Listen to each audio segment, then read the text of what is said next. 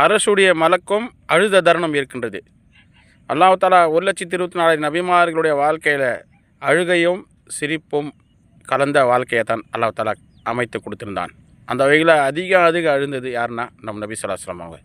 தாயிஃபில் அந்த அளவுக்கு தாயிஃப் நகர் மக்களை அடித்தாங்க, அடித்து எலும்பெல்லாம் தெரிஞ்சது. அந்த நேரத்தில் அழுதாங்க. அப்போ அரசை சுமக்கக்கூடிய மலக்குமார்கள் அழுது விட்டார்கள்.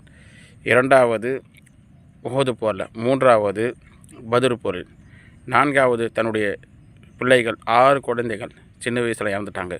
ஆனால் அதிகமாக அழுந்தது ஒரு இப்ராஹிம் என்ற குழந்தை ஸல்லல்லாஹு மடியில் சக்கராத்துடைய நேரில் நபி ஸல்லல்லாஹு அழுதாங்க.